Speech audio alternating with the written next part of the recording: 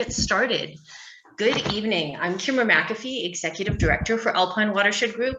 And when I say welcome and thank you, I am so sincere. As I was going through looking at signups, and each time there'd be new signups, you all are the folks that I really wanted to have at this discussion. And I really mean that sincerely.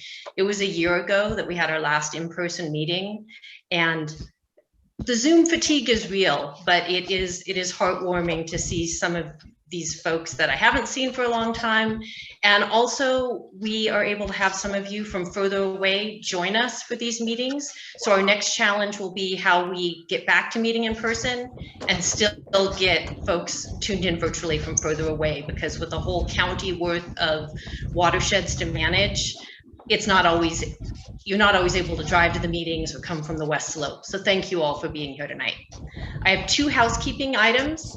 The first is, if you don't currently have your screen name named with your name, and you could please rename yourself, that's very helpful for us to put names to faces. And you do that in the top right, you should have 3 dots and you should be able to rename your screen.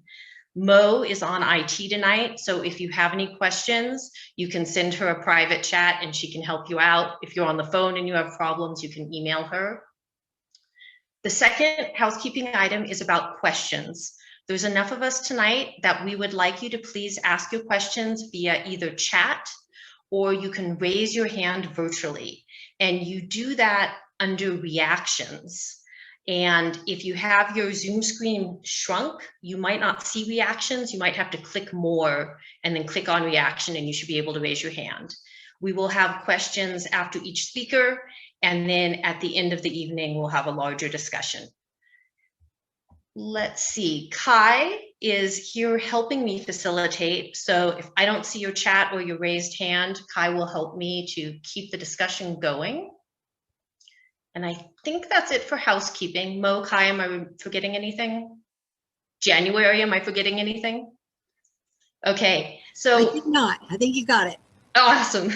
We are so fortunate here in Alpine County that the majority of our lands are public lands. These are our lands. And we're also really fortunate to have great folks helping us manage and steward them. I am very thankful that Brian Hansen with the U.S. Forest Service and Shelly Blair with California Department of Fish and Wildlife were able to join us tonight. We are going to start the evening by having Cindy Wise with the Lahontan Regional Water Quality Control Board talk a little bit about the West Fork Carson River Vision Project. And this will help frame why we're mostly talking about the West Fork Carson. Obviously, we've got public lands outside of that watershed, and those are all within the purview of Alpine Watershed Group if they're in Alpine County, but we're really focusing tonight on the West Fork Carson. And now I will turn it over to Cindy, and Mo will be sharing Cindy's slides. Okay, thank you, Kimra. I'm going to turn my camera off here.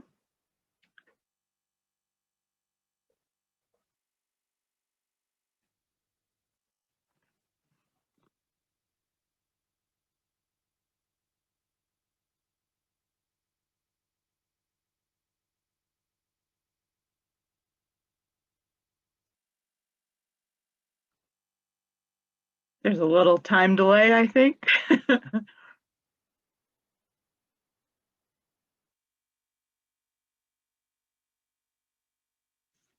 Great, thank you. And you can hear okay? Yes? Okay, thanks. Good evening, and thank you for joining us. I'll echo Kimra's thanks that I know everyone has a lot to do, and I'm glad that you take the time to join us tonight. My name is Cindy Wise, and I am on staff with the State of California Regional Water Board, the Lahontan region. And tonight we're going to do a quick update and summary of our West Fork Carson River Vision Project. And my apologies if this is repetitive to some of the members that have been here in the past, but this way I know we'll all start on the same page, and I can also give you a few updates. And before I start, though, I do want to especially thank Kimra and Mo and Kai and the Alpine Watershed Group for all of their help and ideas on our vision project. So next slide, please.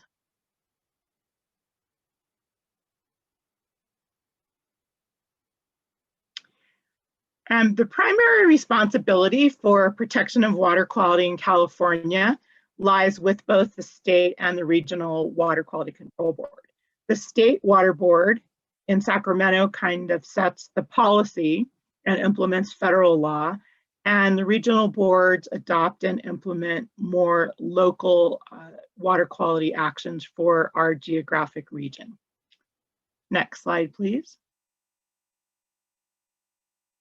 And our basin plan is the most important tool that we have for water quality. And it specifies for water specific in our region, which is the Eastern Sierra down into the Mojave Desert, specific water quality objectives to protect the uses of the water. And then the water quality objectives are what we use to assess whether water bodies are considered to be impaired or not. Next slide, please. And this is the process that we use to determine whether or not our water quality is impaired. And what we do is we start off with collecting water quality data, and we assess the data against the water quality objectives that are in our basin plan. And if the data shows that the water quality objectives are being exceeded or not being met, then we're required by federal law to place the water body on the Clean Water Act, Section 303D list of impaired waters. And when the water body is on the list, then we also are further required by the Clean Water Act to address the impairment. And it can be through a total maximum daily load or an alternative to the TMDL, or another type of a water quality restoration plan, so that we can show that we are addressing the impairments of water quality. So next slide, please. Once the waters are on the 303D list, it's approximately every 3 years that this happens. Our board took action to approve the 2018 list of water bodies in November of 2019. And then the State Water Resources Control Board does the next review, which is in October of, which they did in October of 2020. And then last month, the State Water Board submitted the final list to US EPA for their, they have the last say in adopting the list. They did this mid-month, so February 12th, and they're supposed to take action to approve the list within 30 days. So that could be happening next week, we hope. Next slide, please. So for this 2018 list of impaired waters, we assessed the data that we had in 3 different segments of the river. So the first segment, the upper segment, was headwaters to the east end of Hope Valley. And the impairments in that section are listed there: nitrates, phosphorus, sulfates, and total Keldol nitrogen. The middle reach, which is Hope Valley to Woodford's, also had impairments, some of those same ones, but in addition, there was chloride, TDS, and turbidity. And then the lowest section, which is Woodford's to the Nevada state line, also had some of those same impairments, with the addition of iron and indicator bacteria or fecal bacteria. So next slide, please. And these impairments can have impacts on the uses of those waters. For example, if you have excess nitrogen and phosphorus, you can have algal growths, hazardous algal growths, and low dissolved oxygen, which can impact fish and other aquatic habitats. Indicator bacteria can be an indication of potential human health effects.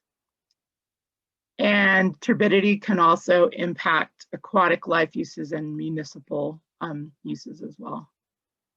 So next slide, please.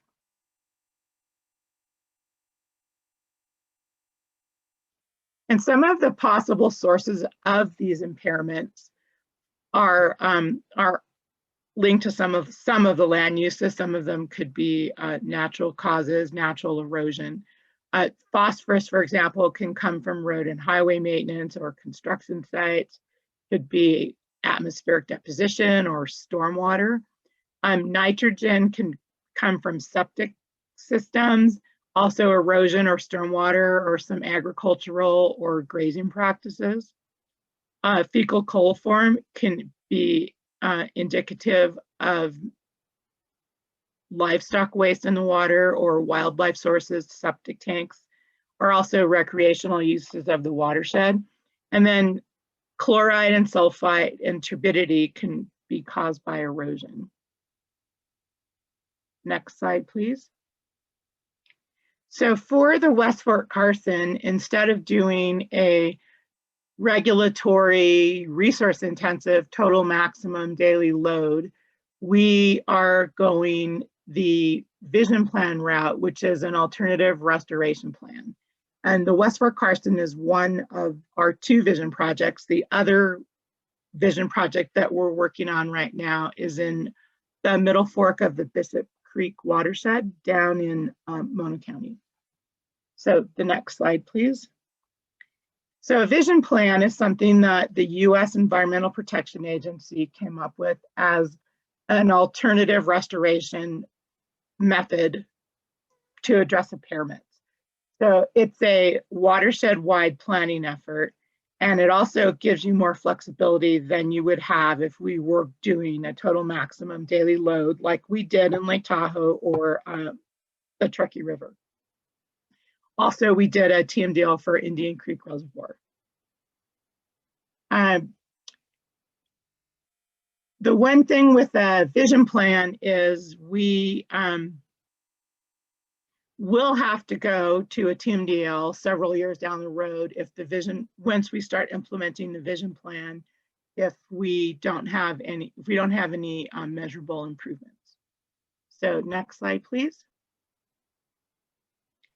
And we chose the West Fort Carson as a good candidate for a vision project because there was a robust data set. Our data, the Alpine Watershed Group's data, were key in determining this. There are also, as we've seen tonight, there is a lot of public and stakeholder involvement and interest in this watershed. And there's also a lot of restoration projects that are planned and underway. And we touched on a lot of those key restoration projects in our last meeting 2 months ago. And then also, next slide, please. There are some really good planning documents that are already in place that we can use as a foundation for our vision plan. One of those is the Upper Carson River Stream Corridor Condition Assessment, which was completed a few years ago. And then the Carson Water Subconservancy District also has a stewardship plan that encompasses the West Fort Carson as well as East Fork and Main Stem. So the Watershed Stream Corridor Assessment was done in 2004. And the adopted stewardship plan was first done in 2007, and then they've done some subsequent updates that are just a couple years old. So next slide, please. And the Carson watersheds, the Subconservancy's plan meets the US EPA's qualifications for a 9-element watershed plan, which means that it opens the door for some funding sources. But that was for the state of Nevada. For the California portions of the watershed, US EPA determined that we needed to do some more specific work. So it does not meet the 9-element watershed criteria yet, but we're hoping that it will when we're done. Next slide, please. And then, as I said, that our vision plan, we're hoping will build on the Carson River Watershed Adapted Stewardship Plan that's already there, so that we will have a qualifying 9-element plan for the West Fort Carson, and that does open up eligibility for federal grant funding. So next slide, please. So what we've done with, well, I say we, it's the Alpine Watershed Group took this on as a huge help to us, was to focus on a series of public participation and outreach meetings to look at some of the land uses and how they impact water quality in the West Fort Carson. So in September, we sort of kicked things off with the focus on roads. Then at the last meeting, not the last one, we did have one in between that was not related to this, but in November, we focused on restoration. Tonight's meeting is focusing on recreation. And then we're looking to potentially at the next meeting or further along in the summer, looking at ranching land uses. So next slide, please. And with that, we will turn it over to our guest speakers for tonight. And up here is my contact information. Also, Dan Sussman is key on this project.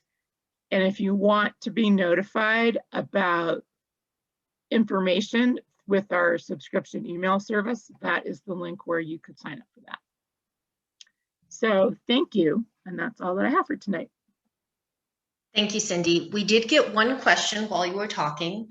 Carlo asked, which of those sources you mentioned would impact Red Lake? And I don't know whether you want to respond to that, or Mo might be able to help you out there as well. I would look to Mo to maybe give some ideas about that. I mean, at this point, I don't think we're really, at least for the vision, from a vision plan perspective, that we're really ready yet to make those one-on-one kind of connections between impairments and specific sources. But Mo could probably give a pretty general idea of what's going on there. Yeah, and I didn't see when the question came in because I was doing a few other things, but I assume that this is talking about the harmful algal blooms. And I agree that, you know, it's a pretty new monitoring program, and we've been kind of trying to really assess where the nutrients would be coming from to be causing these harmful algal blooms like they are. So at this moment in time, I'd say more monitoring will tell the story, but nothing definitive yet. This is a good place, though, for me to plug what I was going to plug at the very end. Carson Water Subconservancy District is doing Watershed Wednesdays for the month of March. Tomorrow's is on recreation, and Mo will be giving about a 15-minute presentation on harmful algal blooms. So I will put a link to CWSD's the press release that they did, where you can sign up if you want to see those. And they're all recorded presentations, so you can watch them on your own time. Let's see. Christine is asking, what exactly are we missing in California to meet the 9-element plan so that we qualify for funding? Cindy, can you speak to that, please? Sure. What US EPA told us was that we did not have a specific list of the kinds of projects that had been done or would be planned to address some of the impairments. And generally, they were looking for more specificity, because I don't know if you're familiar with the Subconservancy's plan, but it does include the entire watershed. So it has East Fork, West Fork on the California side, and then the main stem Carson. And objectively, if you look at it, there is a lot more detail and information on the impairments, land uses, and planned projects on the Nevada part of the watershed. So they were just US EPA was just looking for some more specificity for the California piece in the West Fort Carson. And also it was really important to US EPA that we could show that we had gotten more local participation and input into the process. So you all being here is a key part of this process. Exactly, so thank you. Thank you, Cindy. And now we're going to dive into US Forest Service lands. with Brian Hansen. Hello, good evening, everybody. Let me pull up my PowerPoint and then I'll formally introduce myself. And I was having technical difficulties earlier. Okay, Mo, how am I looking? It looks perfect, Brian. Okay, great. Well, thank you all for having me. Good evening. My name is Brian Hansen and I am the Recreation Officer on the Carson Range District. And for my presentation tonight, I plan on taking a holistic approach as far as recreation on the district, and then focusing in on Alpine County, and then opening up to any questions at the end for any site-specific locations you'd like more information on. And I only have about 15 minutes to present, so I will provide this brief PowerPoint for the Carson district. Okay, starting out, I wanted to go back. So in the past, when people thought about national forests, they probably thought more of trees and logging trucks than of opportunities for outdoor rec. So there is a reason for that. From the 1940s to the 1980s, every administration with strong bipartisan support asked the Forest Service to produce more timber to meet public demand for new housing. But that wasn't by any means all we were doing. It never has been. And our mission has always been multiple use. From the very beginning, it included a strong focus on outdoor recreation. And then, as I will show later, recreation on national forests is changing. What was once there for rugged living has now become more and more popular with high adventure. So after World War II, recreation use greatly expanded and diversified. Most or more people now had cars and the time to go out in the woods to enjoy. And people did come up with all kinds of new ways to enjoy the outdoors: snowboarding, dirt biking, tries, and yeah, you get the picture based on the photos. And then, even though we have had these new recreational activities compared to back then, we still need to protect air, water, habitat for wildlife, scenery, and the naturalness of the landscape. So without these things, the national forest would be just like any other landscape, but we still want to provide these different recreation opportunities, but still protect for our resources. So there are some management guidance that I do need to adhere to when considering any new recreational opportunity out there, and even in a specified location. So I do have regulations such as the Wilderness Act and the Wild and Scenic Rivers Act, pretty much congressionally designated areas with specific rules and regulations that I do need to adhere to.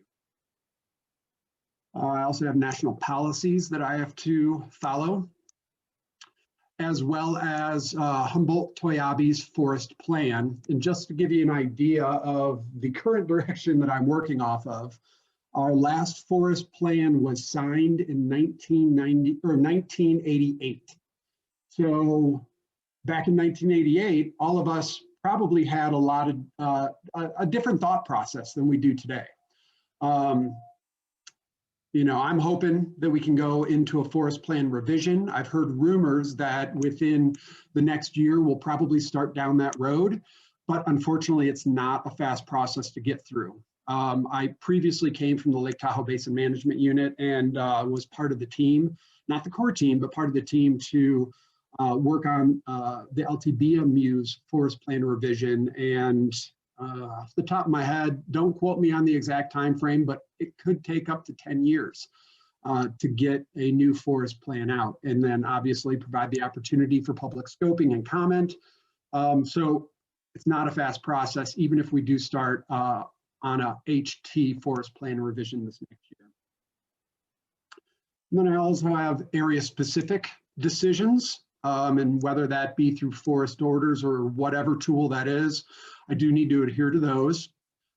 And then we also have recreation site facilities master planning. So there are some localized areas that we have identified need more specialized management. And there's a few areas in Alpine County that I'll identify later in the presentation that would be good for us to go into a recreation master plan for that area. And then also we want to adhere to any local laws that county, city, that they do have those that we need to adhere to. So anything, any work and master plans that we would have identified in Alpine County, we would also be following the local laws associated with that area. Okay, so when I'm taking a look at a new project, there are a few recreation priorities that either have come down from Washington office, from our regional office, and or just my personal beliefs on how and what we should look at when any new project and normal program of work is dealt with. So first off, I want to make sure that we're ensuring safety for all. And that is included with facilities as well as personal safety, and also try and mitigate for any user conflicts. So horsemanship versus mountain bikes, hikers versus bikes, etc. So want to make sure that we have an all-inclusiveness when it comes to safety. And I also want to maintain and rehabilitate any existing facilities that are currently out there. I have also identified our deferred maintenance, but unfortunately funding, sometimes stop the repairs of the infrastructure that we have. And I have a funding slide later as well that I'll go into further. And also a big priority, conserve and manage our resources that we have, and then provide for sustainable recreation. So as an example, putting in a new trail. I want to make sure that that trail is sustainable so that we don't have to take the time and effort and energy to maintain those trails on a yearly basis. Put that trail in so that it's stable, sustainable, and that maybe we'll have the opportunity for it to be on a 3 or 5 year rotation where I'll have staff go out and bring that trail back up to standard. And then once I've gotten through the existing infrastructure and safety component, I definitely want to look at developing new facilities. So build new restrooms, trails, install signs and other amenities based on the use from what I'm seeing the public identifying as areas that unfortunately they may love to death or just increased visitation due to COVID. And I'll talk briefly on COVID real quick. I understand we are in a pandemic. We have been, mitigating as much as we possibly can for the Forest Service, but that has severely impacted me getting staff out in the field. I was limited to 2 days a week, and we really couldn't make contact with the public. It was to patrol, making sure that resource damage isn't occurring, and clear out trees that have fallen across trails, things like that. So it was very, very minimal. And let me tell you, it was tough to figure out activities for individuals that are typically field going to work from home, who normally don't do that work. So COVID was very taxing for me, and I'm sure the rest of you as well. And then also I want to integrate with economic security and growth. So any new infrastructure or whatever recreation improvement that I want to put, I want to make sure that I'm benefiting each county that I'm working in. And if it's with Alpine County, make sure that it's going to be a positive impact for economic security and growth. Okay. And briefly, just sort of what I'm dealing with for the district itself. So our district, the Carson district, is approximately 15 miles wide and 96 miles long. And it encompasses roughly about 400,000 acres. And our borders north to south along that 395 corridor. Just to give you a rough visual or thought, our northernmost border is North Reno, and our southernmost border is around the Topaz Lake area, where then management is then transferred over to the Bridgeport region. But I put in sort of the bigger bullet points of what we have to deal with on a yearly basis as far as recreation management for the district. And this is just, some of many large additional bullets that we do have to. But just alone, we're dealing with 428 miles of motorized and non-motorized trails throughout the entire district. And that's split out in many different counties. So, to address all of those, to make sure that we are making sure our facilities and infrastructure are safe for the public, just first and foremost, a lot of our attention just goes to a lot of these sort of standard practices and management tools and projects that we work on every year. Okay, now Alpine County specific, and I'm not going to go into a lot of detail on both, and we can address those during any site-specific questions that I do receive, but these bullets here, or these locations, are areas that I address often, whether it be me and or my staff, but I appreciated this photo that my friend sent to me last week who had hiked into the Carson River Hot Springs. And I'll speak to this one specifically, but access to get into the hot springs itself is extremely difficult for myself and my staff. Our road access is, well, let's just say the road is in disrepair. So for me to send somebody out in a vehicle, it's almost impassable and impossible for me to send somebody out there. And for the spring itself, as of from last year to this year, on the left-hand side of that picture, you can see some new infrastructure that the public had put up, which I just became aware of last week. And that's just due to the fact that we have a difficult time getting out there. And then even if we would try for river access, it depends on the season and the amount of precipitation that we had got from the previous winter. There are some years that we can't even access via raft just because of how low the river may be. And then you can read, I'm not going to read them all, but you can see the other high managed areas that I have to address quite often throughout the course of the year. And I just wanted to paint a picture of the existing and current staffing levels that we have. So for permanent staff on the district, recreation officer, that's myself. We just recently hired a recreation management specialist. And for those that have been working with the Forest Service for a while, that is the Vice Lowell position. So we have a recreation special uses position, which is currently vacant, but I had the opportunity to have an intern or a resource assistant shadow our previous now retiree, and I had the opportunity to hire him on full-time, and actually this individual will start next Monday. But there is still a lot of mentorship associated with that position coming from me. And then we also have an OSV manager, and that is vacant. And again, for those that have worked with us, that is the Vice Nichols position. But I am actively working on trying to backfill that position ASAP. And when these positions do become vacant, I either spread that workload throughout the permanent staff that we do have, or those responsibilities fall on me. And then for temporary staff, very limited. I have 2 front country trails that deal with all, let's just say it's not every 425 miles of trail on the district, but it's a lot for only 2 people.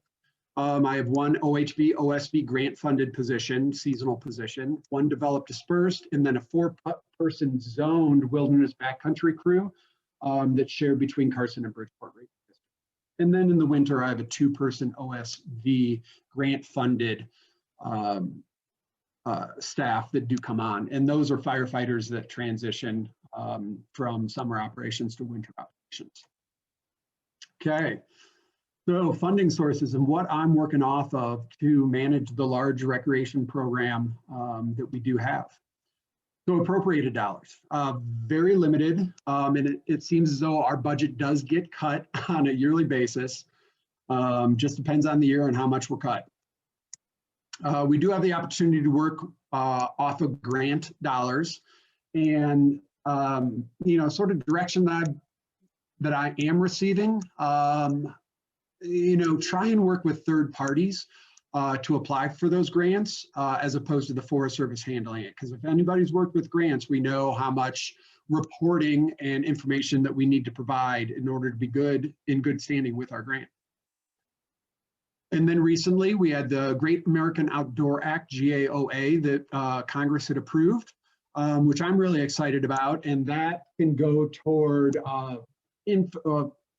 recreation infrastructure that has been recorded with large amounts of deferred maintenance. And that's on a 5-year, that pot is good for 5 years, and I need to submit proposals for whatever needs to be done, and hopefully they will get approved by either our regional office or our Washington office, as long as it passes the Forest Supervisor's office. Okay, I'm really excited about this. This is a new development that I've, as of just today, I've been in conversation with the National Forest Foundation, NFF, and this entity has the opportunity to reach out to other parties to try and raise funds for recreation needs on the district. So I don't have a lot of information to share on that. This is all still very new to me, working with these guys or this group. But I think this will provide us some opportunities in the future for funding, additional funding. And then, to be honest, I can't do this work without the great volunteer groups that I work with on the district. So ATA, I've worked with quite a bit in Alpine County, and I really appreciate the partnership that we've gone and have developed over the course of the last few years. So that's pretty much it. I just wanted to leave some time for questions, so I'll stop sharing my screen, and then let me know if you guys have anything for me. Thank you, Brian. We had one question come in from Cindy Wise. Can you please give some examples of the special use permits? Okay, as far as recreation is concerned, there is a variety of recreation special use permits that we can issue. And that can be outfitter and guides or recreation events. And you can also have infrastructure associated with that. So as far as our environmental review, it's easiest for us to go through a 1-year temporary permit because first off, for any new groups or businesses that we work with, we want to make sure that they're a viable entity and will make money off of this endeavor. But then we will eventually, if they prove themselves prosperous and able to work on federal lands, then we could look at a priority permit, and then that would be a longer term. So there are quite a few varieties, but in Alpine County, it's mostly outfitter and guide and event requests that we do receive. And then 2 questions from Brenda Hunt, one related to the last. Do the private river rafters need a special use permit? No. And really the difference between needing a permit versus not, is it commercial versus non-commercial?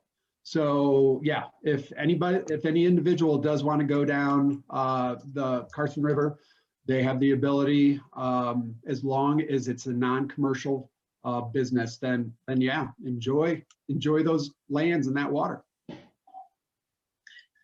And so just clarifying, Brenda says commercial rafters do have to have a special use permit. That is correct. And if anybody gets wind of a commercial rafter operating on the river, please notify me. And then Brenda's first question, which is a great one, how do you volunteer? Well, that's great, and thanks. I guess contact me and we can discuss the specifics of how you'd like to volunteer. So I can leave in the chat box, I will leave my email address, and feel free to correspond with me that way. Does anyone else have any questions? Rich, go ahead. Thank you. I thank you very much for Shelly and Brian for agreeing to participate in the Watershed Group meeting tonight. And thank you, Kimra and Mo and Kai, for getting us all together. I have a question. I have a lot of, I guess, expectations about the Great American Outdoor Act, which is $1.9 billion over 5 years. And it sounds like if we can make the right proposals here in Alpine County, we'd be in the running for recreation, certainly a lot of recreation money.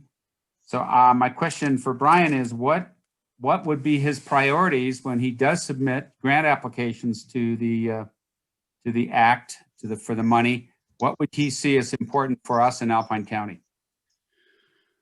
Well, as far as Forest Service is concerned, my first wish list punch items that I'd like to submit proposals for are existing infrastructure. And because, as I had mentioned earlier, our deferred maintenance, which we do have recorded, is almost through the roof, and we don't have our appropriated dollars to address that.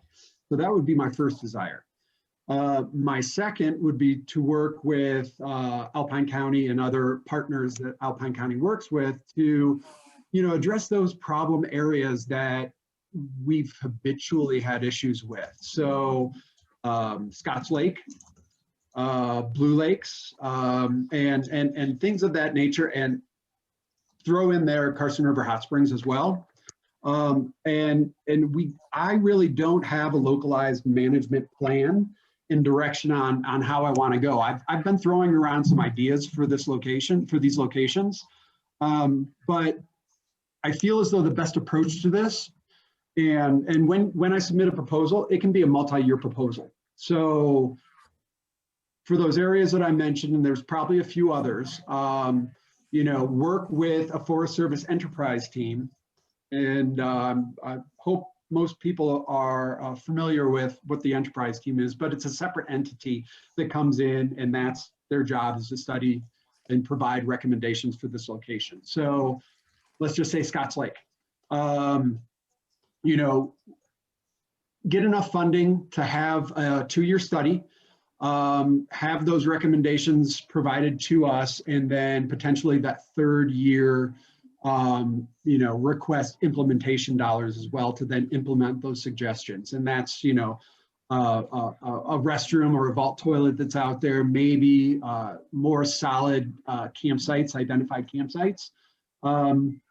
And I'm willing to work with you on these to develop these proposals to make sure that, everything is being addressed.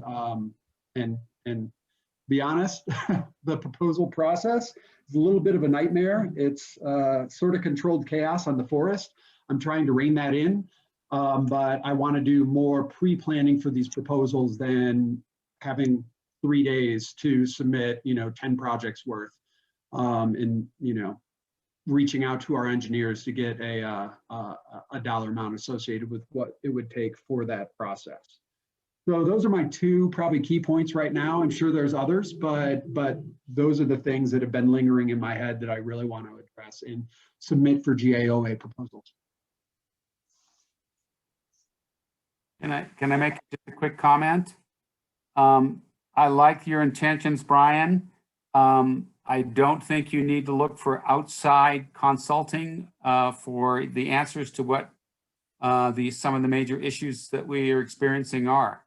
I think you can work with local groups, people who've been volunteering to clean up graffiti, pick up trash, and we've had some prior meetings in those areas. So we can work with you there, make that a smooth thing. There's already a lot of interest in those areas. So anyway. I totally agree. And the reason why I'd like to bring somebody in. I understand the, the avenue that you're coming down, but it's the day in, day out processing, sort of the NEPA and environmental review that I and my staff don't necessarily have time for. And that's what this third party, Forest Service third party would be doing. Those, that day in, day out stuff that is associated with this larger type project. But I would be working with you and the localized groups to provide that direction to this third party to do that day in, day out. But I'd love to talk with you more on that as well. Related, Brenda Hunt with Carson Water Subconservancy District asks, would you be setting up a group or committee in relation to this? CWSD is starting a Carson River Coalition Recreation Working Group that we would love to host and have these issues be part of their discussions. Yes, I would love to have that. And I'm all in and want to collaboratively work with our partners to come up with that direction and provide that guidance for this third party that I was envisioning. So yes, please. I don't like to work in a bubble. I see a raised hand by Ron Hames. Ron, go ahead and unmute and ask your question. Hey, Ron. Hi, Brian, and you can guess the 3 questions I'm going to ask right off the bat. To the rest of the audience, we've been having these discussions ever since Brian came onto our forest. The hot springs, obviously, that's the one we always talk about when we're face-to-face or not face-to-face today. Do the rafters, the commercial rafters, do they have any requirement to carry their waste out? Yes, and it is written in their special use permit. They have to bring their own facility for their paying customers. And then when I was reissuing or had my staff reissue new permits, I also wrote in there to pick up any excess trash as well at the Carson River Hot Springs or anywhere they see it along that river corridor. So, and then predominantly they go on the weekends and the holiday is about the only time they really go in numbers. Do you have any kind of rotation for them to take turns at the hot springs, or it's first come, first serves and the rest have to wait? I mean, we could see in the picture why people are adding to the hot springs for more people to be able to enjoy it at the same time. It looks like the pool's gotten a third to a half bigger. That staggering might, for the rest of the public, we're talking about the waste product.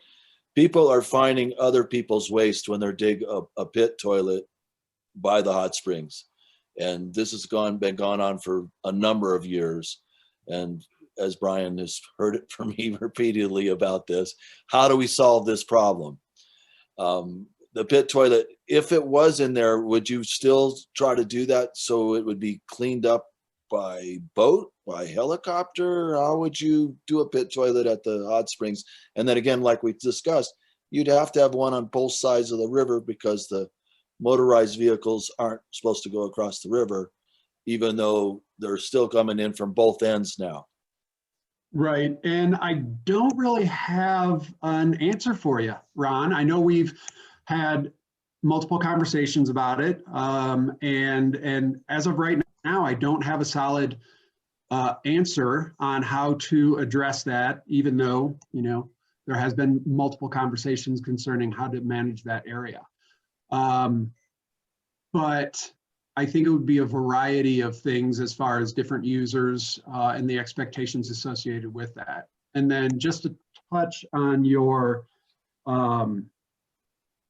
question about, alternating and or, allowing or what rotation these special use permittees are on.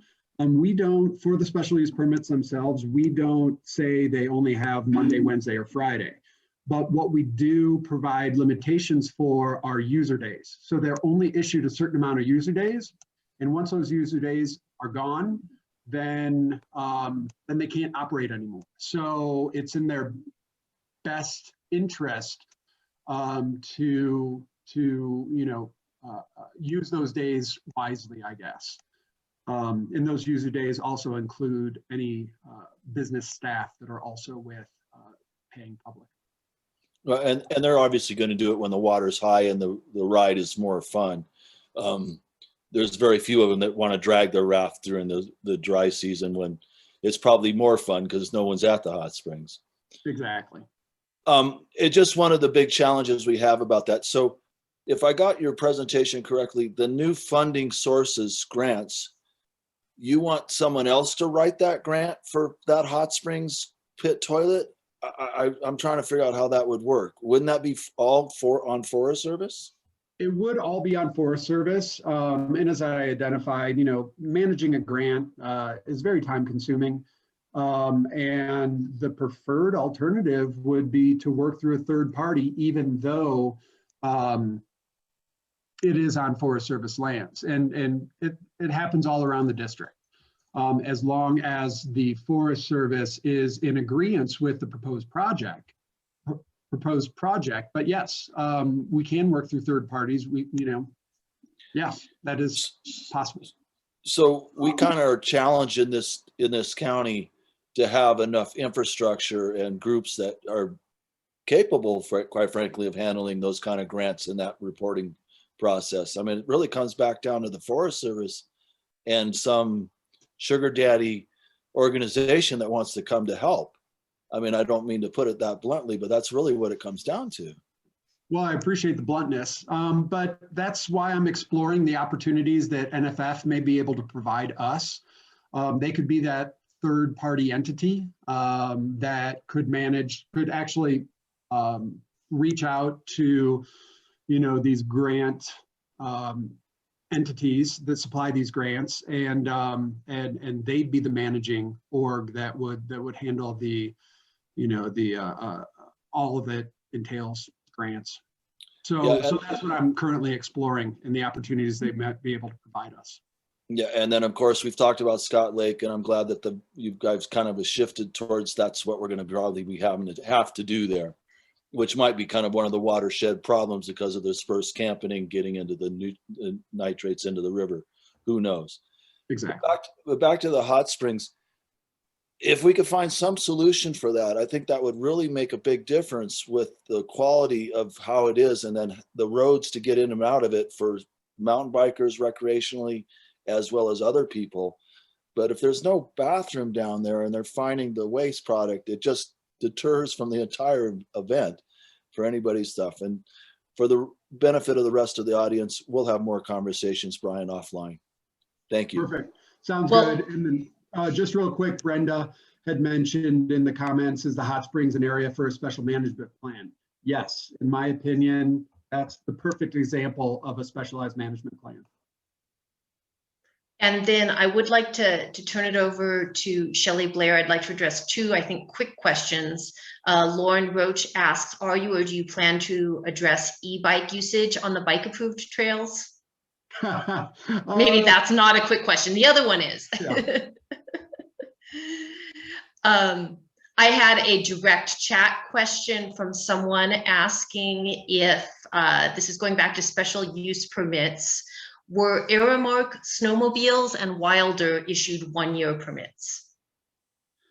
Aramark had taken over an existing special use permit, so they are, and I'd have to take a look at the permit to be 100%, so don't quote me on this, but they should have taken over the remaining years that Ari had on his issued special use permit.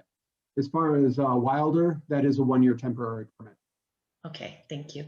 I think we'll let the e-bikes sit in the parking lot, and I'm going to thank you, Brian, very, very much. I think there will be more questions for you after Shelly, but I'm going to turn it over to Shelly Blair with California Department of Fish and Wildlife. Sounds good. And hi, Shelly. Hi. Thank you guys for, let me figure out how to share here. Let's see.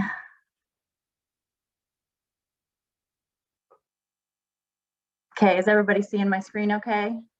All right. My name is Shelly Blair. I'm a wildlife biologist with the California Department of Fish and Wildlife, and I handle all the wildlife management issues in El Dorado and Alpine counties, but I'm also assigned to be the land manager of all the lands that the California Department of Fish and Wildlife owns in those two counties. And so hence here I am speaking about the lands in Alpine County. Also joining us is Ben Ewing, who is the fisheries biologist with Alpine County. And he can kind of pipe in on any fisheries questions and other things that he wanted to comment on. And so I appreciate him being on this as well. And then Leslie Albert is our senior environmental scientist. She's our heritage and wild trout program manager for our region. And she was instrumental in putting together this presentation as well. So I wanted to give her credit for that as well. So what I'm going to be doing is talking a little bit about like what Alpine County has to offer as far as recreation, and then just some of the things that we're seeing on our lands as far as this increased recreation that's happening. So just location, probably most of you know the West Fort Carson River watershed is within the Upper Carson watershed, and it flows from its headwaters, Lost Lakes near Carson Pass, north into Hope Valley. And you can see the map here in the yellow. So it also, several tributaries drain into that, which include the Red Lake Creek, Forestdale Creek, Hawkins Creek, Maxwell Creek, and Willow Creek. So we all understand that the natural beauty of Alpine County attracts many individuals. And we also understand that there's been an increase in that attraction. And I'll talk about that a little bit later in my presentation. So just don't have to show you very many pictures of how absolutely wonderful it is in this county and what it has to offer here. And not just in one season, but in all seasons. It's just absolutely beautiful. So the West Forest Carson River watershed is popular for outdoor recreation enthusiasts. There's a lot of sports fishing in the various lakes, camping and backpacking, a lot of hiking trails that people can enjoy as well. So a lot of the fishing opportunities, there's catchable trout species within the watershed. There's Lahontan cutthroat, rainbow, brook, and brown trout that people can catch. And here's some pictures of people that are successful here. And that's why it's a huge attraction that people come here, especially anglers, because you can get some nice trophy fish here.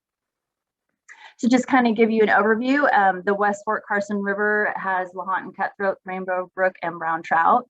And its amenities, we do have a handicap fishing access at Pickets Junction, including paved walkways and cement platforms and a restroom. There's Lost Lakes that have Lahontan cutthroat and rainbow, and the Department of Fish and Wildlife stocks both species. At Red Lake, there's Lahontan cutthroat, brook, rainbow, and brown trout, and we stock Lahontan cutthroat from the Heenan Lake broodstock. And there's also ice fishing, and we also have the fishing line disposal tube, which I believe the Friends of Hope Valley help manage that and install those. And that's a big help because that's one of the issues we have with some of our recreation areas and the anglers.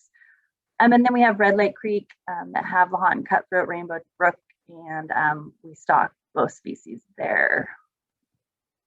Scotts Lake also is a lake that anglers enjoy, and Crater Lake and Forestdale Creek. And the Crater Lake and Forestdale Creek are not stocked. There's also lots of hunting opportunities within Alpine County.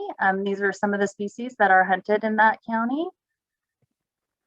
Lots of campground access, but what I've found is it's very popular to do dispersed camping within the West Carson watershed. And I think that Brian can attest to the fact that this past season was inundated with a lot of dispersed camping happening throughout Alpine County.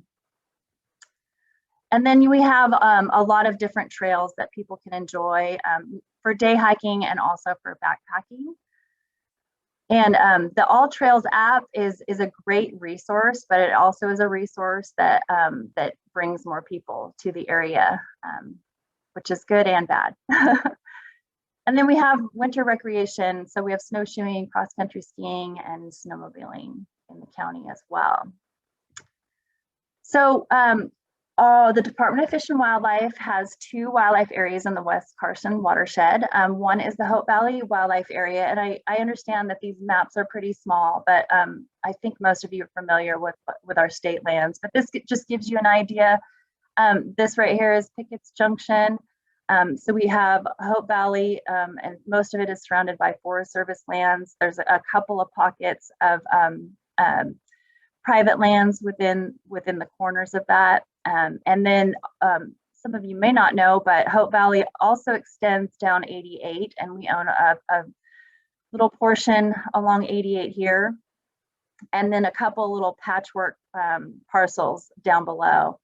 And then our Red Lake Wildlife Area. So if you look at this map, I'm not sure if you guys can see my cursor, but so we have the bottom of that Hope Valley parcel right here, and then we have a couple little patchwork parcels that are actually considered our Red Lake Wildlife Area.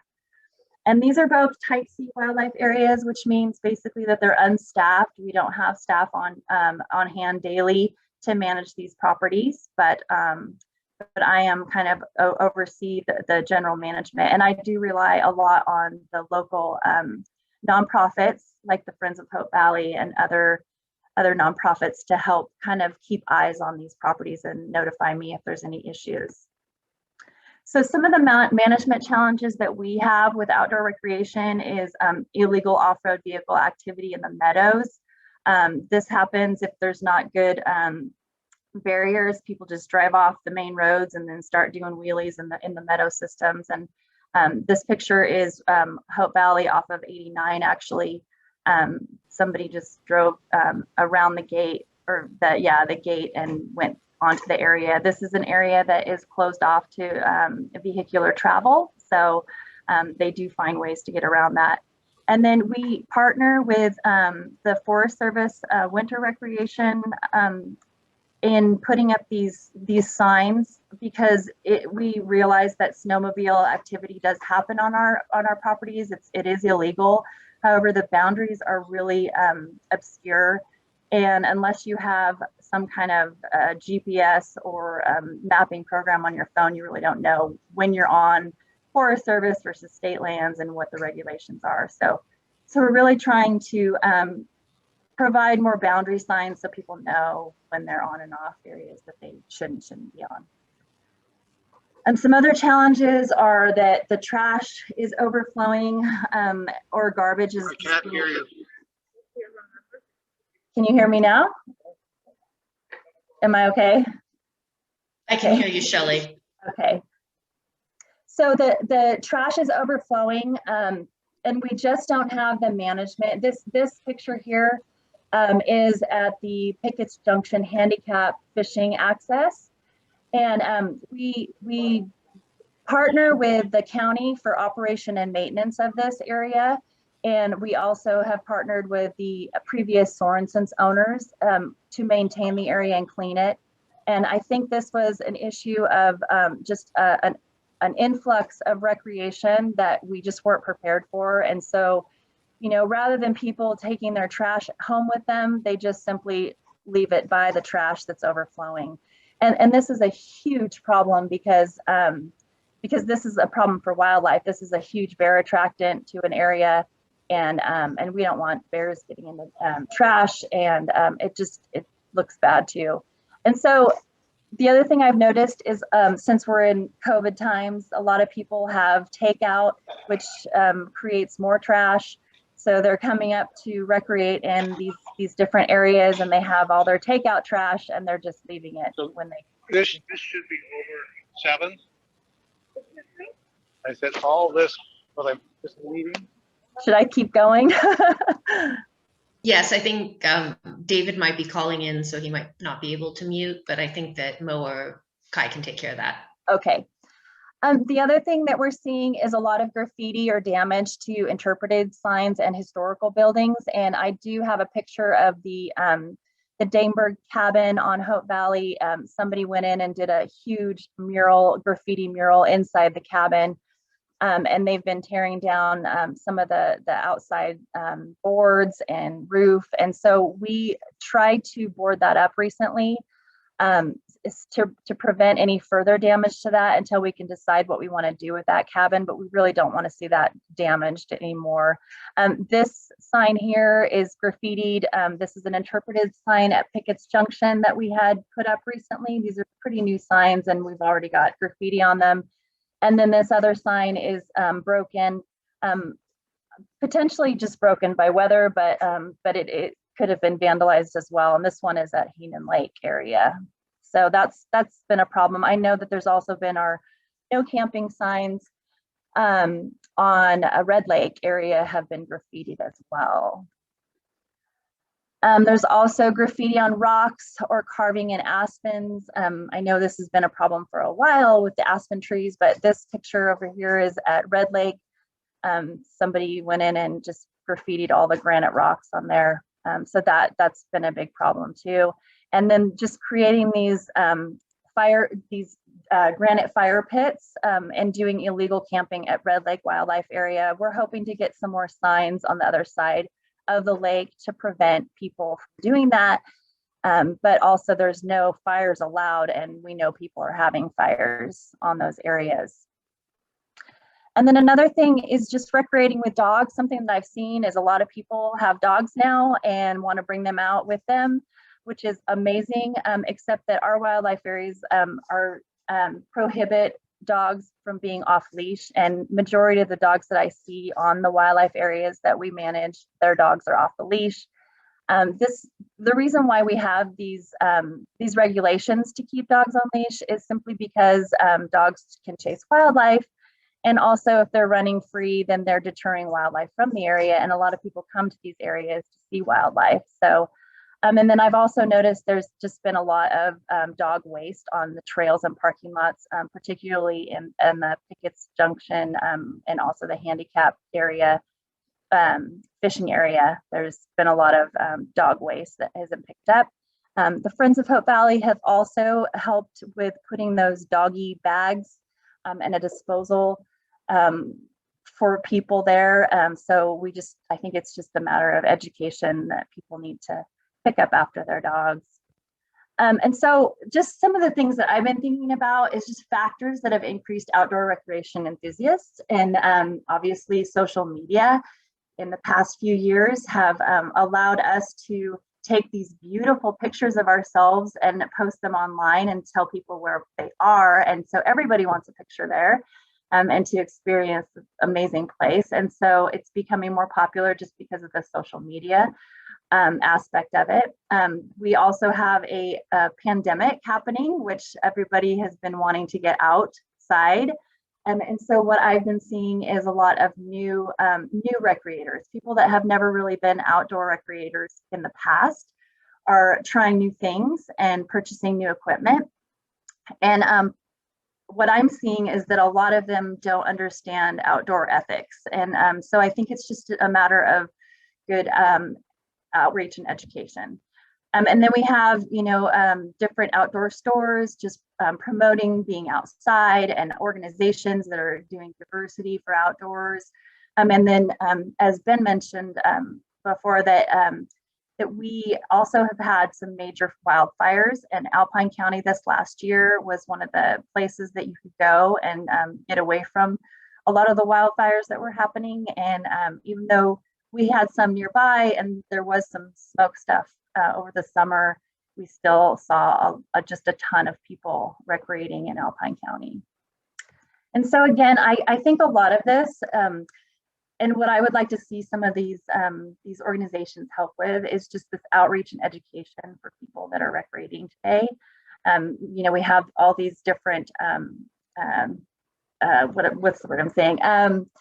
Campaigns like Leave No Trace is wonderful. Another one is Play Clean Go. I don't know if you guys have heard of that, but it's basically to stop invasive species because more people are recreating in different areas. We don't want them bringing in invasive species to our county. So yeah, I think that this that there's a lot that can be done with good outreach and education campaigns. So with that, does anyone have any questions?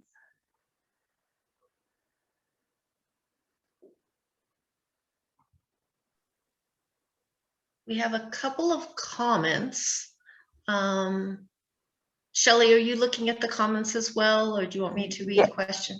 Yeah, let me look at it here. I think they're mostly comments so far. One thing I can share, today I was on a call with Sierra Nevada Alliance, and they are working on, I'm sure many of you are familiar with the Take Care Tahoe, which has the very catchy marketing for everything from cigarette butts to dog waste. And Sierra Nevada Alliance is working with that same artist to do a Sierra-wide campaign. And one of the comments made is that, you know, there's a lot of different marketing strategies, but if we can all partner together, so we might have some good tools coming out of that in the near future. That's awesome. I'm looking at some of the comments, and I would love to reach out to some of you. I am familiar with the fake Carson Wildlife Area and Job's Peak unit. I'm the land manager for those areas. So please get in touch with me. We would love to partner with anybody that's interested in helping with that.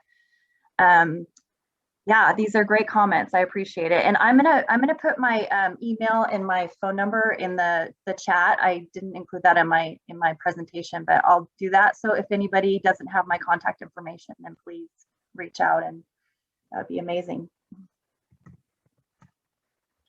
And let's see, Andy, your question, are there any river stewardship programs running currently in Alpine County? Can you clarify, do you mean folks getting out there in the river to pick up trash, or what are you asking about specifically? I'm wondering about a program where we have multiple people that are, you know, trained or at least knowledgeable about rivers and wildlife, kind of going out with maybe a vest on that says they represent a certain group that is there to help people learn about how to take care of the environment if they're hiking in. So that way we can kind of address the problem of these new people that have come to the county or that are getting out for the very first time. I think I've met and heard of other programs at an SNC conference, for example, once or back when I was with the Watershed group, where certain counties have these programs where they just have volunteers go out and spend a few hours, say at the fishing platforms in Hope Valley, you know, or maybe at a trailhead, or maybe up by Wolf Creek, or you know, up Pickets a little bit, you know, and just be there to walk up to people and say, hey, do you know about, you know, certain aspects of the river, how to care for it? Do you have any programs like that, or is there anything in the works for, or have any people at the Watershed Group or Forest Service or Fish and Wildlife thought about starting a program like that in this area? We've had some volunteer. We have a volunteer program of individuals. Most of them are retired that we've tapped into to actually walk through campgrounds and do bear aware campaigns. And I think that you're right that face-to-face contact is really, really important. I think it's really beneficial, and it would be interesting to see on those busier weekends, maybe even during like aspen season when it gets really busy up here, just to have, let people just walking around and talking to people, and I think that interaction can take that message exponentially, because then those people can share that information with other people. Hopefully that's our goal. So it's a potential that our department could tap into our volunteer program and have people come up here and work with the county to do that. Yeah, Andy, we haven't talked about that specifically as the Watershed Group, but I would love to be put in contact with any groups that have done that. Earlier this week, I was introducing Andy to an old contact of mine who started oaklandtrails.org. And that's exactly what he did in Oakland, was started a park patrol program. And so he worked with the city council to develop a training program, and then had 20 or so folks that did both just walking the trails and talking to people and educating them, as well as doing tree removals and whatnot when there were safety maintenance issues that the city couldn't address. And so what you're talking about, Andy, sounds like a very rural version of that. I know when we've had this conversation with our board of directors, there are concerns about, both for volunteers and staff, being in those confrontational situations. So while I agree that face-to-face contact is the best, there's also that risk of, the not so pleasant person out there who doesn't want to hear your education and the exposure that creates. Mo mentioned that Rich Harvey had his hand up for a minute. Rich, I didn't know if you had something you wanted to ask.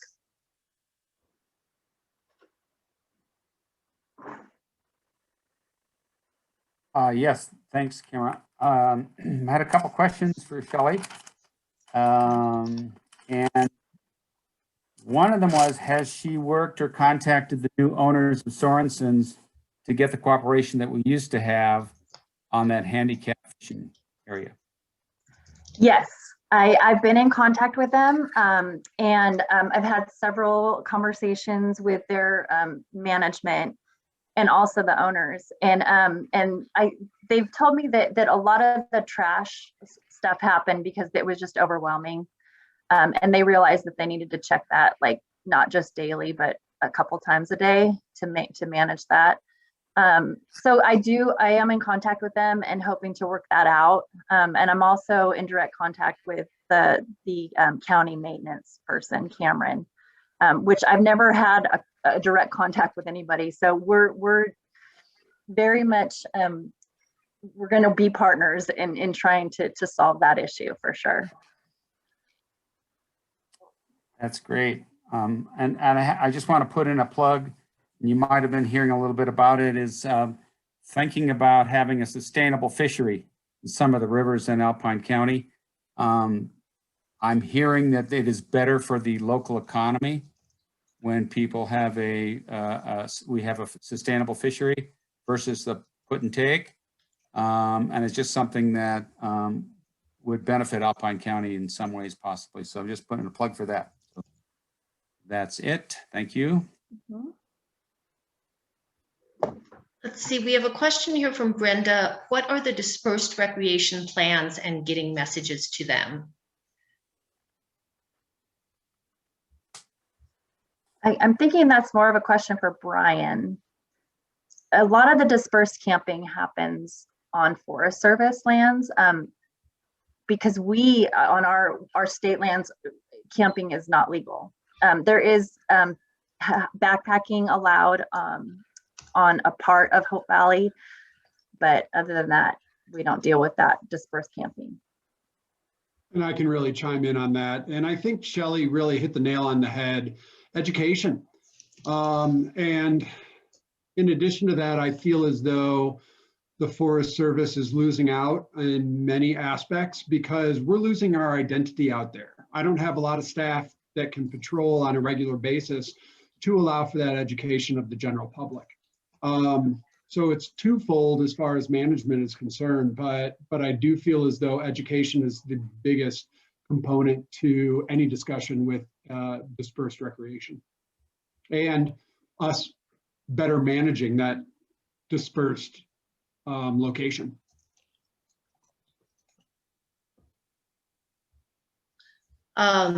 Shelly, you probably saw this, but Becky DeForest, who's the ED at the Alpine County Chamber of Commerce, is offering to help with getting responsible recreation messages out. And as Brenda mentions, there's the I Am Carson River Watershed campaign. That would be amazing. I think it's really important.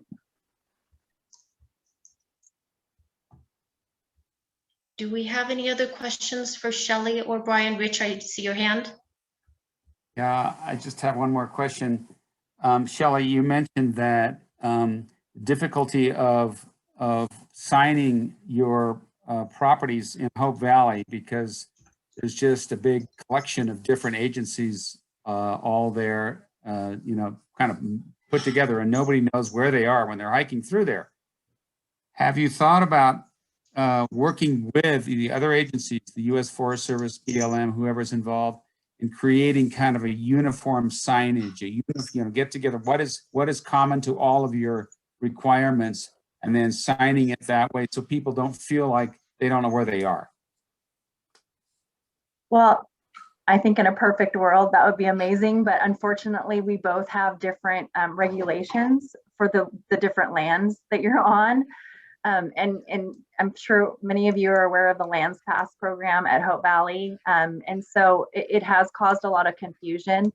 But as far as like an overview of like working with another agency, I think that's the frustration and the tension with having these patchwork parcels of land that we're dealing with all over the place. And we're trying to kind of get away from that when we're acquiring more lands, because it is extremely confusing to the public. We just have such different management regulations that go along with it. I don't know if that is possible. Brian, do you have anything to add to that? No, I agree with you. And we do try and get that message out there. But I'm also very understanding of when is there too much signage out there. Visually, I don't want to have signs everywhere to inform the public. So we do try and localize it. Kiosks, making sure those are up to date. And something that last year we had started. So for OSV, motorized use along the Blue Lakes Road, we do understand there is that patchwork of ownership. And locations where you can and cannot operate those motorized vehicles. And on all of our kiosks along that beginning portion of Blue Lake, we did create a map with a QR code that individuals can click on it. It brings up Avenza, and then that can track where they are in real time. But sometimes reception based on the service or provider that they have is very spotty. So we've also tried to front load and have that information on our internet site as well so that they can prepare. Not everybody's going to do that. Not everybody's going to stop at a kiosk. So keeping in mind the visual aspect of just blanketing while not wanting to blanket, we do try and provide that information in those localized areas. Mm-hmm. We are starting to get a lot of questions coming in and running short on time. So Mo or Kai, I want to make sure, so I can't remember exactly how we download the chat, but I want to assure everyone that we will download the chat so that we can get some of these questions answered later if we can't right now. One, I would like to bring to Brian while we have you. Can you elaborate on the area plan process, how to initiate and how long, budgets, etc.? Well, that depends on what avenue or funding source that we go from. Grants, we can put together a proposal. We can have a working group to put together a proposal of what we'd like to see out there. Who knows if we'll get approved for that specific grant. So yeah, that's that avenue. As far as GAOA, just putting a plan together as well for that. But I don't know if Washington office will actually do that. So yes, we can put some management plans together in preparation, or get those proposals and stuff prepared for whatever funding source we want to go through. But unfortunately, it's not an overnight process. And then once we do receive the funding, it could be 2 to 3 years for that planning to be completed. So it just depends is the general response. Sorry, I can't be more specific with that.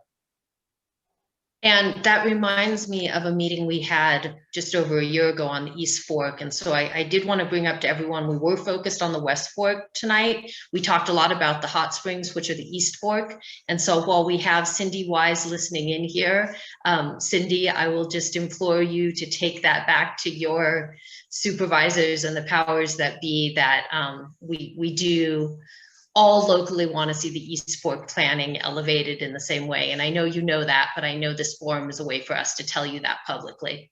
I certainly will do that. Thank you. Thank you. Andy asks, can you recommend a non-toxic or environmentally friendly graffiti remover? That's been a question Mo's done a lot of research on, and I'd love to hear Shelly and Brian's thoughts on that. Yeah, I know we have a conserved lands program in our region that's because this is a huge problem with all of our lands. That I think they've been doing some research too. I don't have the answer for that tonight, but I can check with them again to see if they have anything. And That would be great. I don't know if Brian has any ideas about that, but Yeah, for rocks and natural materials, I don't have a non-toxic answer for you, but I do know for the graffiti that occurs on some of our signs and stuff in the Mount Rose area, we've used acetone in the past, and that has worked. Can I chime in? Yes, please, John. I raised my hand. It's a biodegradable goop called elephant snot. It's awesome. I think it's from maybe Minnesota. Was developed there. I've used it on sacred sites and all out in the backcountry. And anybody could get a hold of me if they want to know what the process is. And I would like to read Keith Berry's question, even though I think he might have had to leave. Are there any further ideas to help combat dog waste? Available dog bags and trash cans only seem to make a small dent. And I picked this question out because personally, coming from an urban environment and an organization, that was a major thrust. And I noticed that here in Alpine County, it seems like something we don't talk about so much because it's much more acceptable to have off-leash dogs, and there's not so much leash, on-leash, clean up, don't clean up. And I was curious whether Shelly or Brian, you have any more to say on Keith's question. I don't know how to combat. Yeah, I don't. Because I know I live in El Dorado County, and a lot of our trails have the dog waste bags, and then people pick up the poop and leave the bag on the trail. And to me, I'd rather see the poop in the bag. And so I just, again, I think it has to do with education and just that outdoor ethics, yeah, I don't know what the answer to that would be. Yeah, I'm in the same boat as Shelly. I'm 6 of one, half a dozen of another. I appreciate the fact that those bags are there for when people do install them. But on the other hand, it's like, are people going to leave them on the side of the trail? So yeah, I think it really does come down to education. Well, I would like to be respectful of everyone's time. It is 2 minutes to 7. If you have more questions, please feel free to email myself, Mo, or Kai, or you have the direct contact information for Shelly and Brian. I hope this is the start of these conversations and partnerships. I know that we've heard a lot about the impacts with the increased visitors. I know some people think that when the pandemic is, when we return to normal, that the visitation will go down. There's other people who think once you've discovered Alpine County, it's just going to keep drawing more and more visitors. But I hope that we can find a way that we nonprofit organizations can be part of the education and outreach to safely implement some of the solutions, and then work toward getting the funding you need so that there can be patrolling in the friendly face of the Forest Service and California Department of Fish and Wildlife for enforcement when it is needed. My final, please go to our webpage and get your ideas so that they will help Kai in her planning. My internet connection says it's unstable, so I might be fading out. And so on that note, I think I will say thank you so much, everyone, for coming, and good night. Yeah. Thank you. Good Good night. to see you all. Thanks, everyone. Good night. Thanks, everybody. Thank you. Thank you, Cindy, Shelly, and Brian. Bye-bye. Thank you, folks.